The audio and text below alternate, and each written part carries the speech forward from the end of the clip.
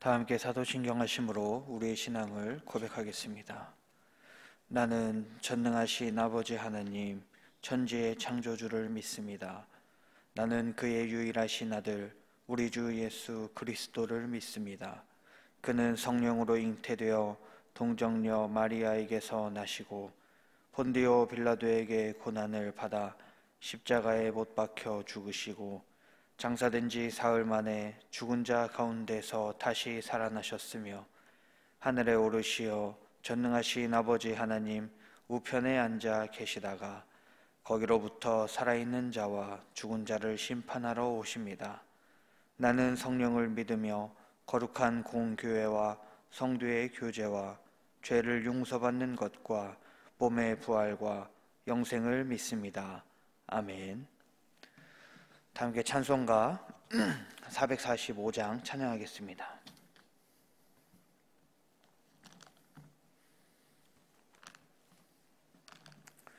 찬송가 445장입니다.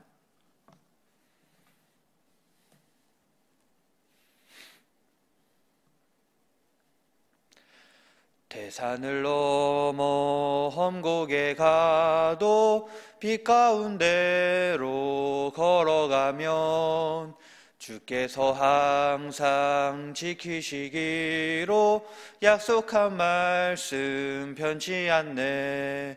하늘의 영광 하늘의 영광 나의 맘속에 차고도 넘쳐 할렐루야를 힘차게 불러 영원히 주를 찬양하리. 캄캄한 밤에 다닐지라도 주께서 나의 길 되시고 나에게 밝은 빛이 되시니 길 잃어버릴 염려 없네. 하늘의 영광 하늘의 영광 나의 맘속에 차고도 넘쳐 할렐루야를 힘차게 불러 영원히 주를 찬양하리. 광명한 그 빛 마음에 받아 찬란한 천국 바라보고 할렐루야를 힘차게 불러 날마다 빛에 걸어가리. 하늘의 영광 하늘의 영광 나의 맘속에 차고도 넘쳐 할렐루야를 힘차게 불러 영원히 주를 찬양하리. 아멘. 이 시간 두 가지 기도 제목을 놓고 통성으로 기도하겠습니다. 먼저 코로나 바이러스가 하루속히 퇴치되고 종식되도록 기도하며 더 나아가서 이 코로나로 인해서 어려움을 당하는 많은 교회 공동체가 회복되도록 기도하겠습니다. 둘째로 우리 교회 공동체의 회복을 위해서 기도하겠습니다. 먼저 교회학교를 위해서 기도합니다. 영유아로부터 청년에 이르기까지 많은 교회학교 아이들과 청년이 있습니다. 하나님의 은혜로 코로나로부터 지켜주시고 또한 각 부서가 더욱 활발하게 움직여서 교회학교가 침체되지 않고 역동적인 부서가 되도록 이 시간 이 두 가지 기도 제목을 놓고 통성으로 기도하겠습니다.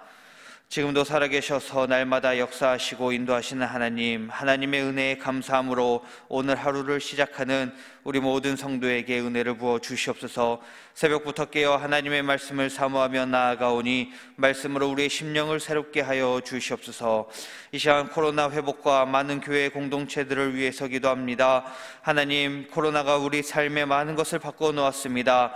마스크 착용과 소독이 일상이 되고 대면보다 비대면을 통한 관계가 지속되며 모이지 못하고 영상으로 대체되는 것이 생활화가 되는 시대가 되었습니다. 주님, 갑작스럽고 급변하는 이 상황 가운데에 적응하지 못하고 뒤처지거나 힘들어하는 수많은 사람과 또한 교회가 있습니다. 이런 우리의 삶 가운데에 주님 또한 교회 가운데에 하나님 함께하여 주시옵소서. 그래서 지혜를 주시오며 앞길을 인도해 주시어서 날마다 주님 이 시대에 발맞춰 나아가는 우리 모든 성도와 주님 교회들이 될 수 있도록 하나님 도와주시옵소서. 그래서 하나님 또한 하루속 하루속히 코로나가 종식되어서 이 어려움에 처한 우리 삶과 교회의 모습이 회복되도록 인도해 주시옵소서. 경제적인 부분이 살아나게 하시고 관계적인 부분이 회복되게 하심으로 개인과 가정이 치유되고 살아나며 교회 공동체가 회복되도록 인도하여 주시옵소서. 그래서 날마다 하나님을 예배하고 하나님을 기뻐하는 수많은 사람들과 교회 공동체들이 되어서 더욱더 하나님 이 시대 가운데에서 빛을 비추는 교회 공동체들이 될 수 있도록 주님 인도하여 주시옵소서. 우리 교회의 회복을 위해서 또한 기도합니다. 교회 공동체 안에 우리 교회 학교가 있습니다.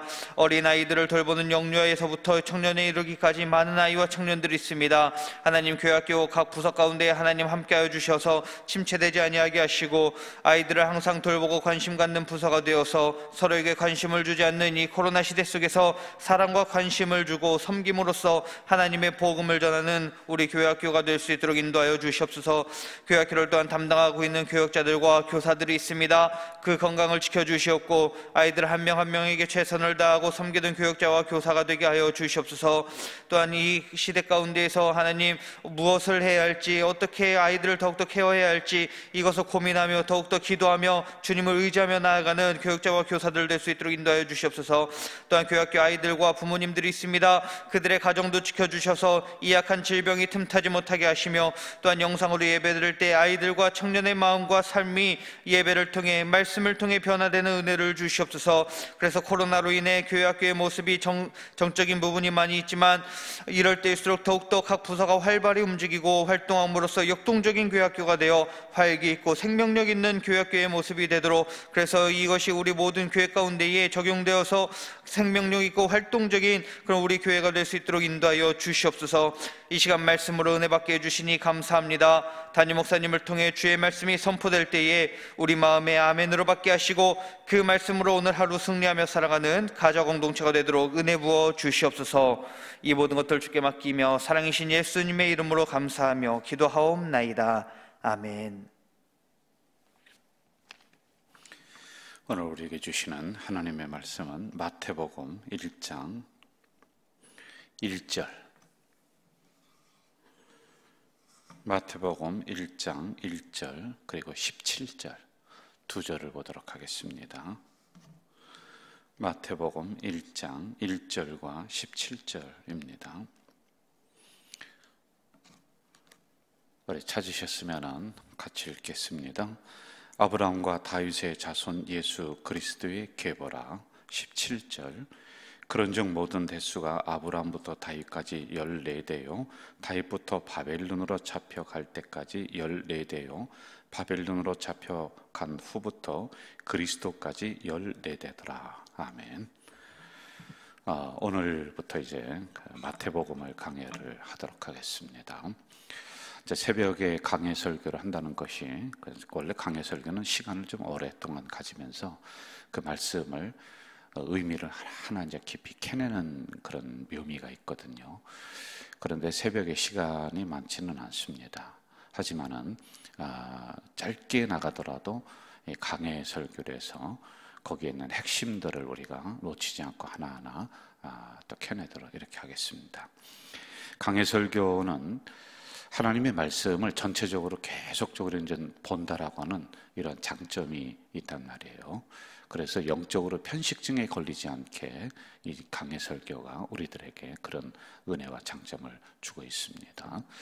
대개 이제 주일 같은 경우는 주제 설교라고 해서 우리 공동체에 필요한 부분들을 제가 임의로 선정을 해서 그 말씀을 연구하고 그리고 이제 말씀을 선포합니다. 그러나 강해 설교는 그러한 부분이 아니라 성경이 마태복음이 정해졌으면은 마태복음 1장 1절부터 핵심적인 것을 이제 쭉 나가는 그러한 부분들이에요. 1장, 2장, 3장 이런 형태가 된단 말입니다. 그래서 이 강해 설교는 하나님의 말씀에 그 은혜의 강에 우리 성도들이 깊이 들어갈 수 있도록 하는 이러한 부분들이 있습니다. 그리고 강해 설교는 교회가 원숙하게 되고 성장하는데 굉장한 원동력이 됩니다. 왜냐하면 말씀을 체계적으로 공부를 하기 때문에 그렇다라고 하는 것이죠.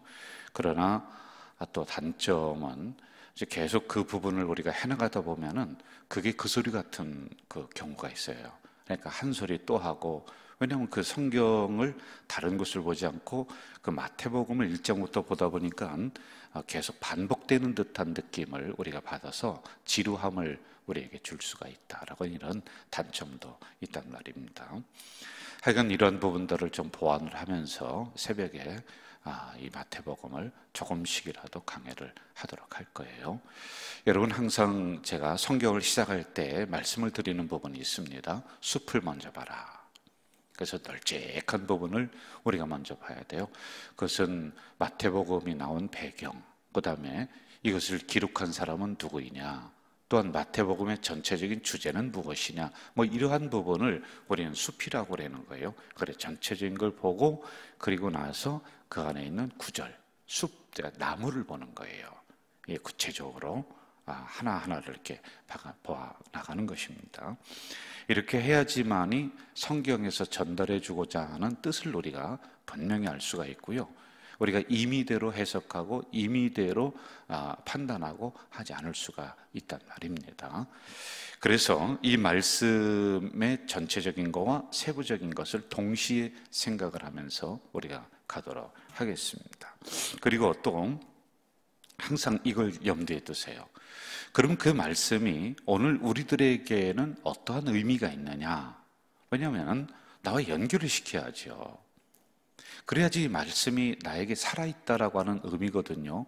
안 그러면은 2000년 전에 어느 이스라엘 나라의 족보를 우리가 보는 거, 그때 이야기를 그냥 들려주는 거, 그것뿐이 안 되거든요. 그래서 그것을 우리들에게 연결시키는 작업들, 여러분, 임의대로 하는 것도 아니에요. 이것은 오늘 말씀이 나에게 어떻게 연결해 주는가 라고 하는 이런 것을 이제 제가 연결을 이렇게 시켜드리고 있단 말입니다.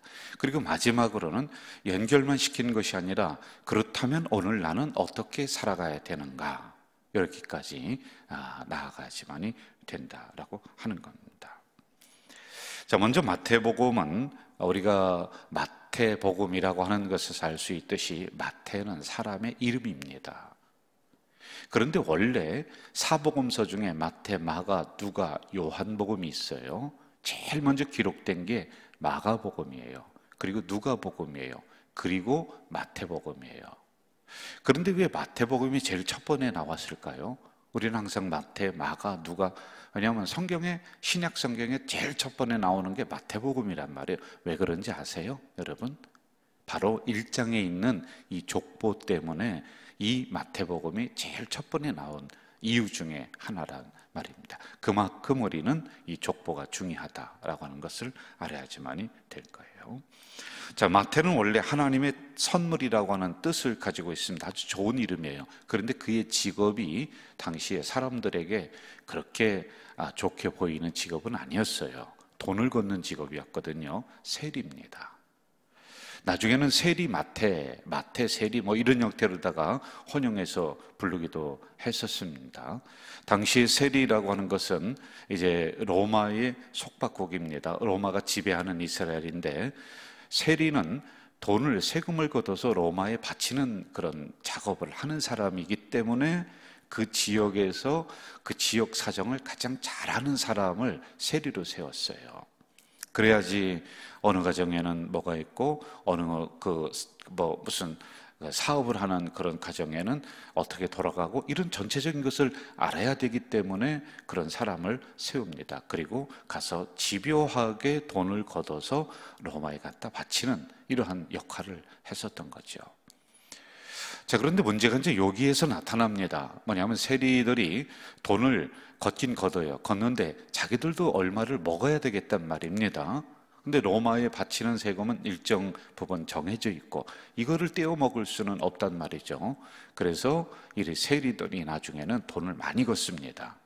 그리고 거둔 만큼 로마에 주는 것을 빼고는 다 자기가 착복하는 그런 경우가 많이 있었어요.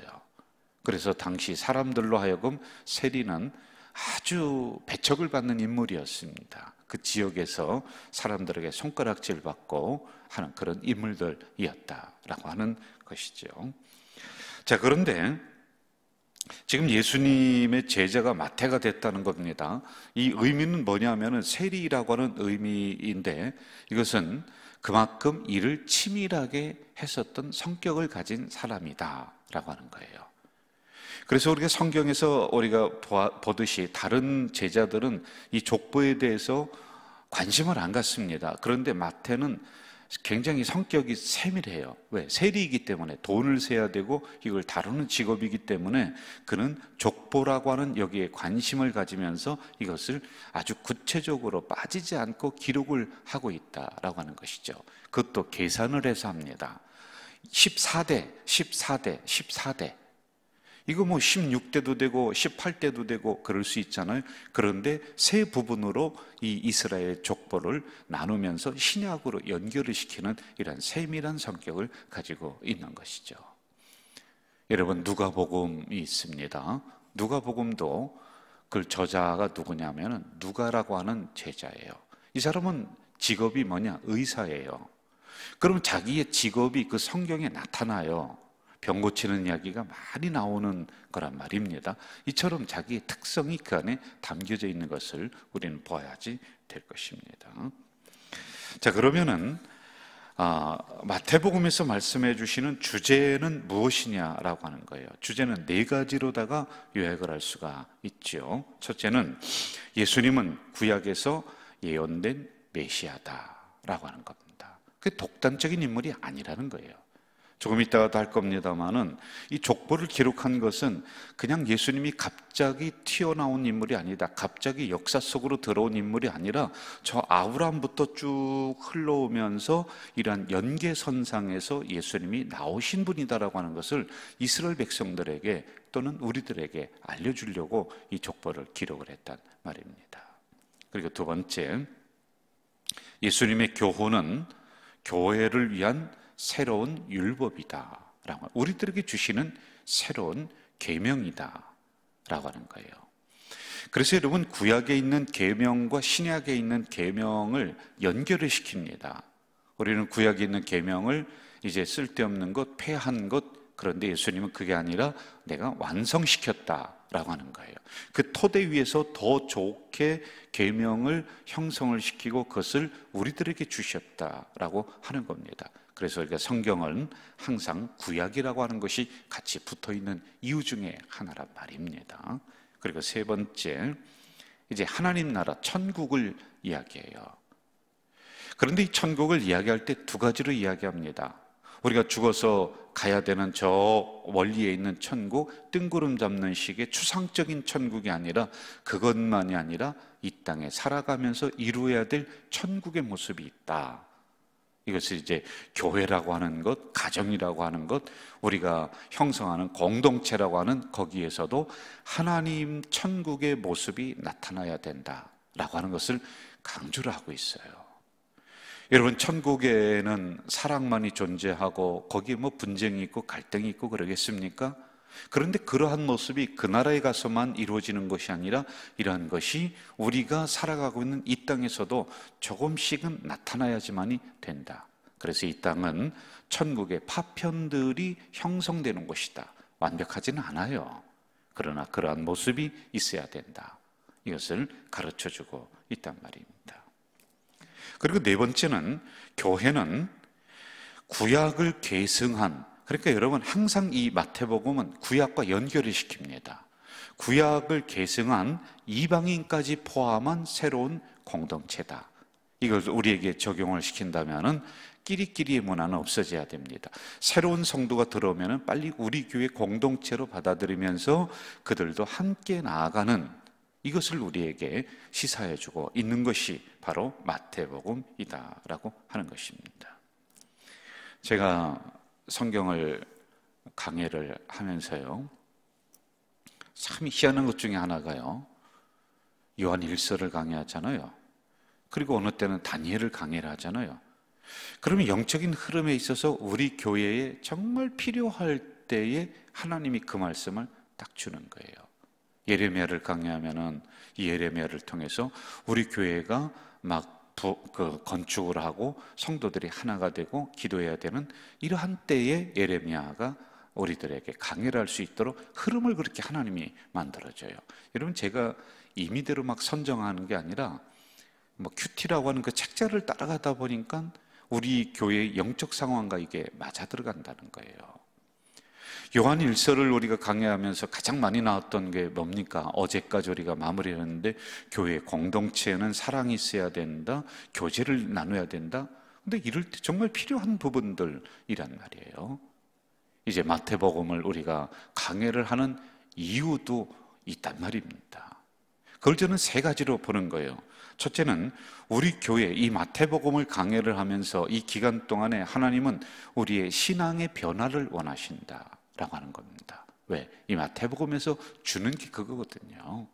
변화해야 된다는 거예요. 여러분, 설교의 마지막도 듣는 성도들의 심령의 변화를 줘야 되거든요.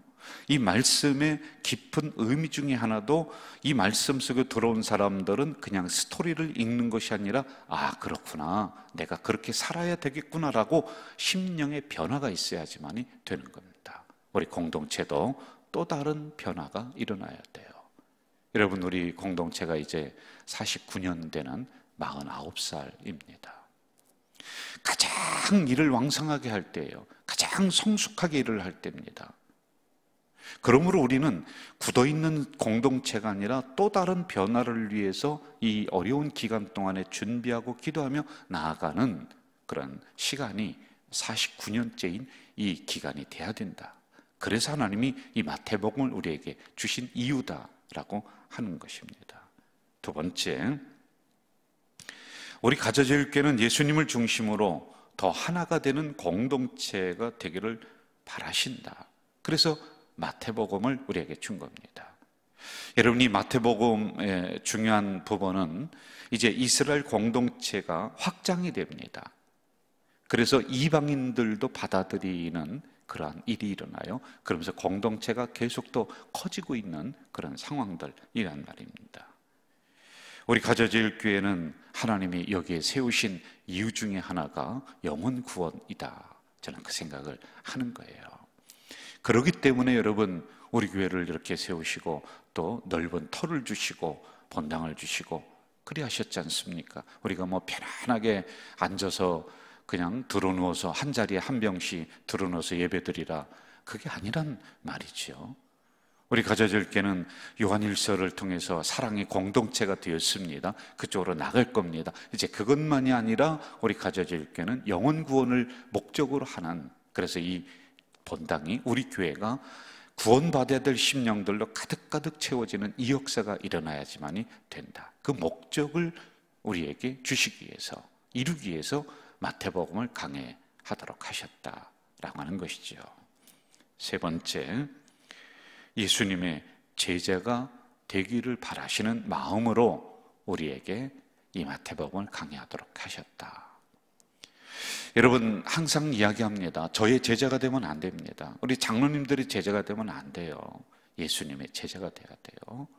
그래서 제가 말씀을 전할 때 저의 입술을 보지 마세요. 제 입에서 나오는 원래적인 뜻, 제가 가리키는 예수님, 그분을 보여야지만이 되는 겁니다. 예수님과 우리 성도들 사이에 담임 목사가 서 있으면 안 돼요. 제가 가리는 게 아닙니다. 저는 주님을 소개하고 사라지고, 그래서 주님과 여러분만이 남는 1대1의 관계가 돼야지만이 되는 거다. 그래서 마태복음을 강의하도록 하셨다라고 하는 겁니다. 자, 이제 오늘 본문으로 한번 들어가 보도록 하겠습니다. 우리 1절을 한번 좀 보시죠. 1절. 아브라함과 다윗의 자손 예수 그리스도의 계보라. 족보입니다. 족보. 왜 여러분 이 족보를 이렇게 기록을 해놨을까? 이 족보를 자세히 읽어보시는 분이 있습니까? 저도 옛날에는 이 마태복음을 읽을 때 족보는 그냥 건너뛰었어요. 왜 이걸 여기다 기록을 해놨을까? 왜 이름만 쭉 기록을 해놨단 말입니다. 뭐 의미도 모르겠고 뜻도 모르겠고 왜 기록을 했는지도 모르겠고, 그렇게 해서 이것은 별로 중요하지 않게 생각을 하며 우리가 건너뛰었단 말입니다. 그러나 다시 한번 우리가 생각을 좀 해봅시다. 여러분, 족보 없는 내가 있을까요? 예? 어느 날 저에게 이만한 책이 날라왔어요. 한 박스가 돼요. 보니까 서울에서 우리 그 김씨, 경주 김씨의 그 가문에 무슨 본부가 있다고 그래요. 거기서 족보를 해서 저에게 보낸 거예요. 이제 우리들 형제마다 다 보냈더라고요. 근데 굉장히 값이 비싸요. 그래서 제가 어디 있는가 한번 이렇게 찾아봤습니다. 거기서 알려주더라고요. 오늘 몇 페이지를 보시면 됩니다. 그래서 저는 사지는 않았어요. 왜냐하면 집안에 하나만 있으면 되겠다 해서 큰형님이 그걸 하나 사서 가지고 있었거든요. 근데 거기 보니까 내 이름도 있고 다 있더라고요. 뿌리 없는 나는 없는 거예요. 족보 없는 나는 오늘 존재하지를 않는 거예요. 족보 없는 예수님은 존재하지 않는다. 이걸 우리에게 가르쳐주고 있는 거예요. 좀 더 쉽게 얘기하면 예수님이라고 하는 분은 하늘에서 뚝 떨어지신 분이 아니다. 구약에서 예언하셨고 구약의 아브라함의 계보를 따라서 끊임없이 예언하시고 예언하고 그러면서 그 선상에서 오늘 우리들에게 오신 분이다 라고 하는 것을 우리에게 가르쳐주고 있는 게 1장입니다. 여러분. 그리고 족보는 또 하나가 중요한 게 있습니다. 역사의 기록이다 라고 하는 거예요.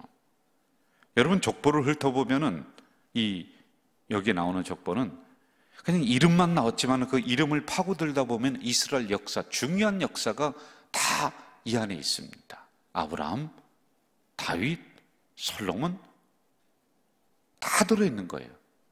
그래서 이스라엘 역사를 다 기록을 할 수 없으니까 이름만, 대표성을 가진 이름만 기록을 하고 있습니다. 이것을 집약된 구약의 역사, 이렇게 우리가 보는 겁니다. 자, 그러면 세 번째로 한번 좀 보세요. 왜 족보를, 마태복음을 맨 앞에다 기록을 해놓고 있느냐?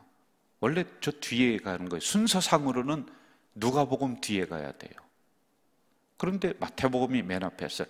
이 의미는 뭐냐면은 이 족보라고 하는 것 때문에 그랬다고 했어요. 이것은 구약과 신약을 연결해주는 다리의 역할을 하고 있다, 이런 겁니다. 그래서 구약과 신약은 연결된 책이지 따로따로가 아니다는 거예요. 여러분, 이것을 연결해 주는 게 바로 1장 1절부터 17절까지 나오는 족보가 연결을 해주고 있단 말입니다. 안 그러면은요, 그냥 갑자기 예수라고 하는 인물이 튀어나오고 무슨 이러한 역사를 일으키고, 그게 아니다는 것이죠. 구약과 연계선상에 이 성경은 있는 것이다. 예수님도 그렇게 있는 분이다 라고 하는 겁니다. 그래서 구약과 신약을, 책을 연결해주는, 성경을 연결해주는 것이 1장 1절부터 나오는 족보이다 라고 하는 겁니다.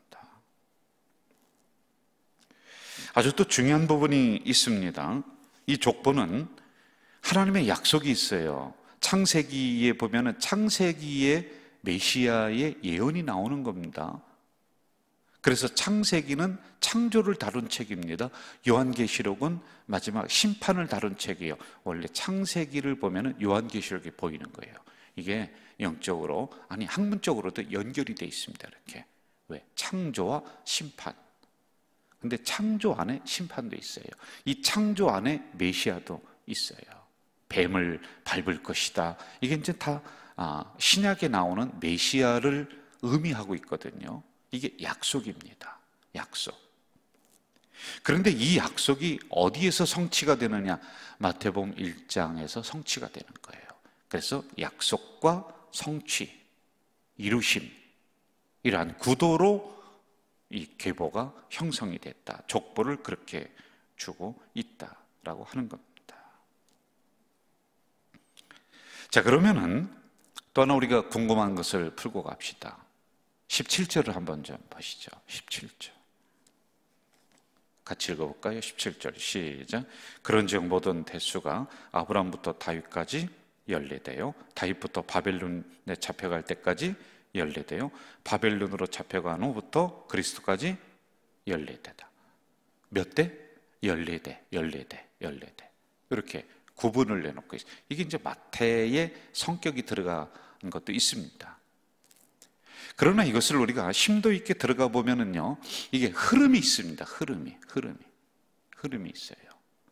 아브라함부터 다윗까지 연례됩니다. 이스라엘 역사의 시작은 아브라함부터 시작을 해요. 항상요. 아브라함 믿음의 조상이기 때문에 그렇습니다.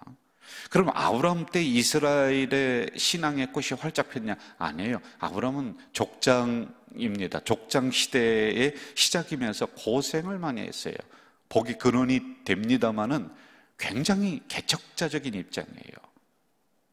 하나님을 처음 그 가문에 들여온 사람이다, 이렇게 우리가 보면은 됩니다. 그 가문에 복음을 심었던 사람이 아브라함이다라고 하는 것이죠. 그러면은 복음을 처음에 가져 들어오고 처음에 개척을 하고 고생하는 세대입니다. 그런데 이게 점점 지나면서 어디에 가서 이 말씀이 만개가 되느냐 하면은 다윗에 가서 하나님의 그런 은혜가 꽃이 피는 게 다윗입니다. 이게 바로 흐름을 얘기하는 거예요. 고생했어요. 초승달입니다. 그러나 이게 점점 달이 차면서 보름달이 되는 게 누구냐? 다윗이 되는 거예요. 이게 14대. 여러분, 좀 뜬금없는 비유 같지만은 초승달에서 보름달까지 며칠 걸리냐면 14일이에요. 15일째 보름이 되는 거예요. 그 다윗까지가 만개가 되는 거예요. 물론 마태라고 하는 이 제자가 보름달까지 생각을 하며 그렇게 한 것은 아닌 것 같아요. 그런데 제가 이런 형태로 비유를 하면 좋겠다. 아주 달이 꽉 찬 게 14일 만에, 14대 만에 그렇게 됩니다. 그리고 다윗부터 바벨론의 포로까지는 또 14대가 이렇게 기록이 되어 있습니다. 다윗부터 점점 기우는 거예요. 그래서 여러분, 우리가 예레미야라든지 거기를 봐서 알겠습니다마는 바벨론 포로로 끌려가서 아주 비참하게 되잖아요. 그렇죠? 다니엘도 바벨론 포로 시대 우리가 본 거예요. 그런데 거기까지 달이 만개가 돼서 점점 기울어서 또 14일 만에 초승달이 돼버리는 거예요. 그리고 거기서부터 초승달에서 다시 누구로 시작이 되냐? 다시 올라갑니다. 다시 이스라엘 나라가 조금씩 회복이 되는 역사가 점점 일어납니다. 그게 또 다시 이 하나님의 뜻의 만개가 되는 게 꽉 찬 게 어디냐? 예수 그리스도다. 이게 14대로 이렇게 흐름을 나누었다라고 하는 것입니다.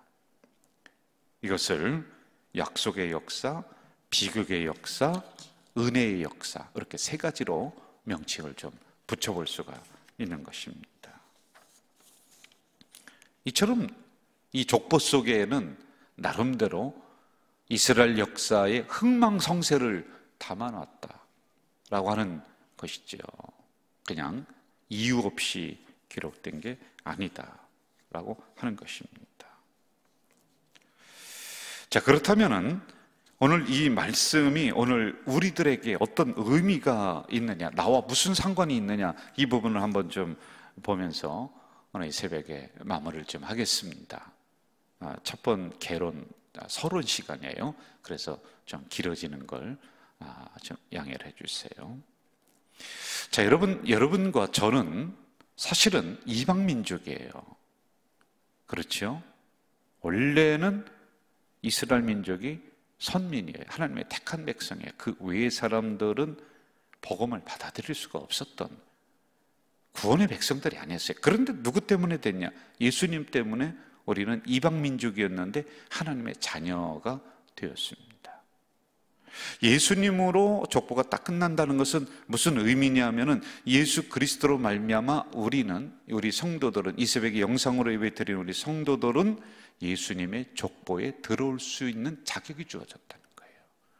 여러분, 이게 오늘 우리들에게 시사해 주는 바가 엄청나게 큰 거란 말이에요. 이 족보가 그리고 끝났어요. 그럼 완전히 이스라엘 역사 끝나냐? 그다음부터는 예수 그리스도로 말미암아 이방인 우리들에게도 복음이 활짝 열려 있어서 그 다음에는 김명서도 예수님의 족보 안에 들어가는 게, 우리 가문도요. 여러분의 가문도 예수님의 족보 안에 다 들어가는 것입니다.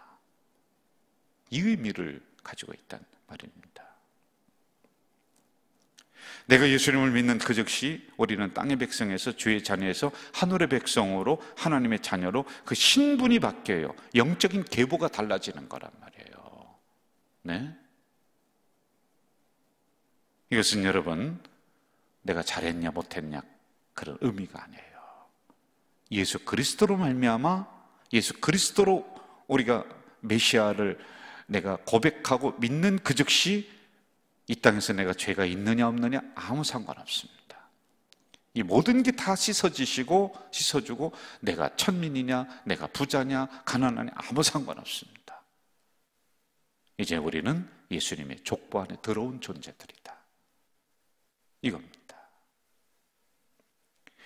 전에 우리가 어디에서 어떻게 살았든지 간에 요만큼도 중요하지가 않습니다. 예수 믿은 그 즉시 그 다음부터가 중요한 거예요. 왜? 이제 우리는 예수님의 족보 선상에 있는 사람들, 그 복의 계보 안에 들어가 있는 우리들이다 라고 하는 것입니다. 예수 그리스도의 세계라, 그 이름 안에 내가 있습니다. 그 이름 안에 여러분이 있습니다. 그러므로 여러분, 우리는 이 땅에서 살아갈 때 어떻게 이제 살아가야 되느냐? 나는 하나님의 영적인 계보 안에 들어가 있는 사람이다. 예수님의 족보 안에 있는 영적 계보에 있는 나다. 이걸 우리가 알고 믿고 확신하며 자신 있게 살아가야지만이 되는 거다라고 하는 것이지요. 오늘도 우리 가족 공동체에 있는 우리 성도님들, 이런 은혜에 감사하면서 확신을 가지며 자신 있게 이 세상을 향해 걸어나가야 될 이유가 바로 여기에 있습니다. 여러분은 이제 영적으로 예수님의 족보, 그 계보를 이어받은 사람들입니다. 그런 집안입니다. 이런 믿음의 의식을 가지고 오늘도 승리하시기를 주의 이름으로 축원합니다. 사랑하시는 아버지 하나님, 오늘도 연약한 저희들을 깨우시고 이제 마태복음을 강해를 하도록 도와주시고 말씀 속으로 들어갈 수 있는 은혜 주시니 감사합니다. 이 말씀에서 들려주시는 귀한 의미, 뜻, 이것을 깨닫게 하시고 깨달은 것에서 멈추는 것이 아니라 이 말씀이 나에게 성육신화, 내가 먹고 실천하는 그런 우리 공동체가 될 수 있도록 인도해 주시옵소서. 간절히 원합니다. 이 코로나라고 하는 이런 상황이 종식되도록 도와주시고 대한민국이 원래대로 마스크 없이 자유롭게 다니는 날이 하루속히 올 수 있도록 인도해 주시옵소서. 우리 공동체 위해서 기도합니다. 어려움을 겪는 성도들 많이 있습니다. 특별히 병중에 있는 귀한 우리 권사님들이 있사오니 우리 주님 피 묻은 손으로 어루만져 주시어서 그들의 병을 깨끗이 씻어주시고 예수의 보혈로 안병도 녹여주시옵소서. 그래서 하나님이 살아계심이 다시 한번 그들 속에 증거될 수 있도록 도우시고, 또한 하나님의 뜻이 어디 있는지 이 종은 잘 모르겠사오니 그들이 실망하지 않고 천국의 소망을 두며 이 어려움을 이겨나가는 우리 귀한 병중에 있는 권사님들이 될 수 있도록 인도해 주시옵소서. 예수님의 이름으로 기도하옵나이다. 아멘. 하늘에 계신 우리 아버지, 아버지의 이름을 거룩하게 하시며 아버지의 나라가 오게 하시며 아버지의 뜻이 하늘에서와 같이 땅에서도 이루어지게 하소서. 오늘 우리에게 일용할 양식을 주시고 우리가 우리에게 잘못한 사람을 용서하여 준 것 같이 우리 죄를 용서하여 주시고 우리를 시험에 빠지지 않게 하시고 악에서 구하소서. 나라와 권능과 영광이 영원히 아버지의 것입니다. 아멘.